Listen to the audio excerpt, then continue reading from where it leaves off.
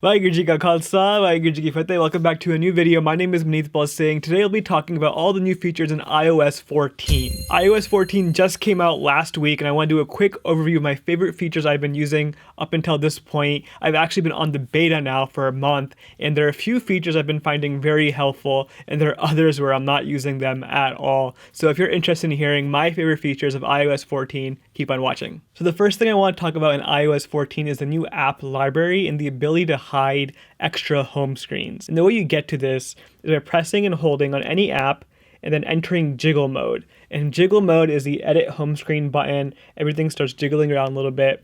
And if you press the little icon at the bottom that shows all the page numbers, the page icons rather, it goes to this bird's eye view of all your home screens. And you'll see that I've only checked 3 pages on my home screen, and I've turned off the other 3. And this frees up a lot more room when I swipe back and forth. I only see the first 3 pages that I actually need.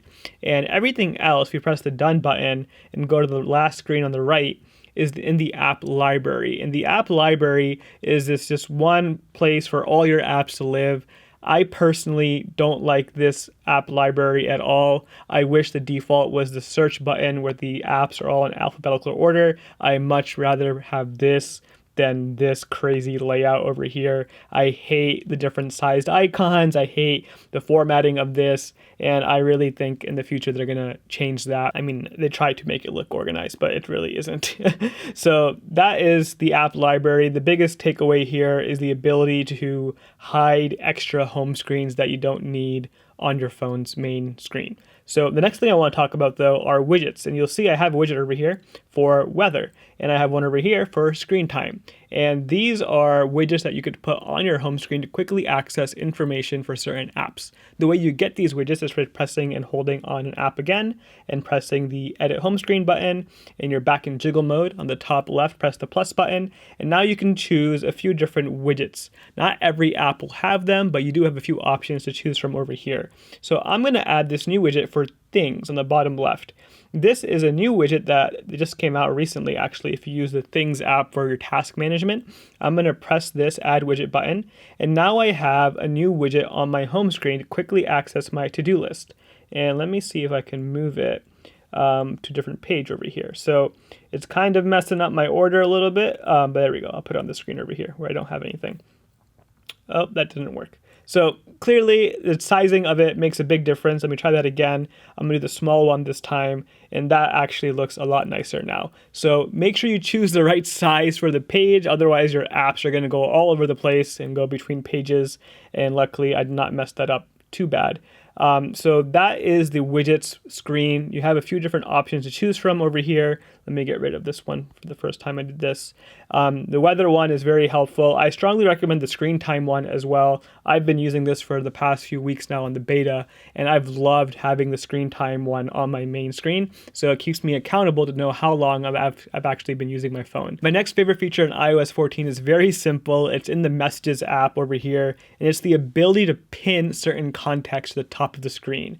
And all you have to do is go to a contact over here and you swipe right on them, and this yellow pin icon will come up, and it'll end up on your pinned contacts on the top. I love this feature so much, especially for group chats. If you ever had a group chat that you want to message back in, but you can't find it on your messages list, you have to keep scrolling for it, just pinning it to the top so you always have it there, like a family group chat, for example. That just makes life so much easier. While we're in the Messages app, one more feature I want to show you guys is the emoji search. If you click on a new message over here and go to the emoji menu, you now have this new search option over here. And this is very, very useful for searching for emojis. And I don't know about you, but I use emojis all the time. So just being able to quickly search for something is a very quick way to add emojis to your messages. My next favorite feature of iOS 14 is something I wasn't expecting to even care about, but it's actually been something I've been really enjoying. And that's the ability to use Siri in a smaller, compact form. And when you press the Siri icon now, it only comes up at the bottom of the screen. It doesn't take up the whole screen anymore. And the same thing for when you get an incoming phone call, it only takes up the top part of your screen now. A little banner comes down and your whole phone continues to be usable as normal. So that's been something I've been really enjoying. It's small quality of life update right there. Now there are two more things I want to talk about, and they both involve the settings of the phone. So if we go back into settings now and we go to the privacy section, they've added quite a bit of new privacy features to iOS 14. I'm a huge privacy guy. I like to make sure I'm only allowing apps certain access when they need it. And when I go to the tracking section now, this is a new feature they've added. It prevents apps from tracking you outside of the app. So this is especially important for things like Facebook. Facebook is very upset by this right now. They're actually filing a lawsuit, I believe, against Apple because it's going to really mess up their business because they track all your information even outside of Facebook, and that's how they get ad revenue from you. So keep this setting off. That's my recommendation for you guys. And also they've added something for local network over here. This is actually really cool. Whenever you download an app and it requires access to your network or your internet at home, it'll ask you for that permission. That's one thing I've noticed pretty quickly after I updated to iOS 14. That's a new pop-up that's coming up. So Apple is making it very, very secure, a lot more transparent what access apps have. And actually one more thing that I wasn't even thinking about that I've noticed is if you go to the camera app now, it'll actually open a green dot on the top of the screen. And this green dot lets you know the camera is being used.